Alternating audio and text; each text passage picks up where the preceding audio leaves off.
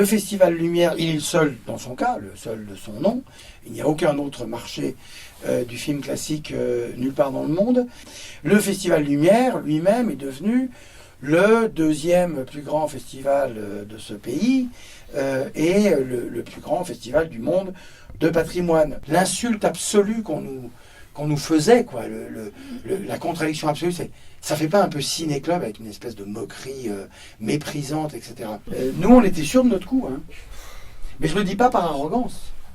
On était déjà allé à l'Altony-Garnier, on avait fait des nuits, on avait fait des trucs pour le centenaire. On connaissait notre capacité de mobilisation du public. Le concept du festival, ça fait pas festival au départ, puisqu'un festival, c'est tapis rouge compétition. Alors moi, les gens n'ont jamais pu trop s'amuser à me la jouer. Finalement, ce festival, c'est tout le contraire de Cannes, parce que certains, c'est vachement mieux qu'à Cannes, pour pas me dire ça à moi. Bon, mais c'est vrai que c'est tout le contraire de Cannes. C'est pas du cinéma contemporain, c'est du cinéma patrimoine. Il y a du tapis rouge, il n'y a pas de tapis rouge. Il y a une compétition, il n'y a pas de compétition. On n'annonce jamais trop les gens qui seront là par superstition. Par superstition. Donc là, il y en a un, je ne sais pas si je vous annonce, parce que par superstition.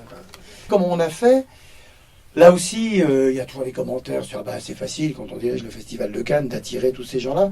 Or, on attirait déjà beaucoup de gens avant que je sois au Festival de Cannes. Martin Scorsese, non seulement m'avait dit, dès qu'on a fondé le festival, il dit, ce festival est fait pour moi, mais on s'est connus en 94 et ça faisait des années qu'il devait venir, parce que ce sont des cinéphiles. D'ailleurs, Clint Eastwood était venu avant de venir au festival, il était déjà venu ici à Lyon. On va montrer, il nous a envoyé un message vidéo qu'on montrera à l'ouverture. Et pourquoi je m'intéresse à Netflix ou à Amazon? Parce que c'est eux qui aujourd'hui financent le cinéma d'auteur mondial. Il est en train de se passer un truc extrêmement important, extrêmement lourd, parce que pour la première fois, le cinéma est attaqué sur ses supports. Bien sûr qu'il y a eu la télévision. Bien sûr que je suis en train d'écrire un essai là-dessus, donc je pourrais vous en parler jusqu'à la fin de la journée. Mais là, c'est autre chose, parce que la télévision, vous vous souvenez, c'était une dramatique télé ou un téléfilm. Bon. Une œuvre de cinéma, c'est l'œuvre qui sortait en salle. C'est ça qui marquait le territoire. Aujourd'hui, c'est plus flou, le territoire.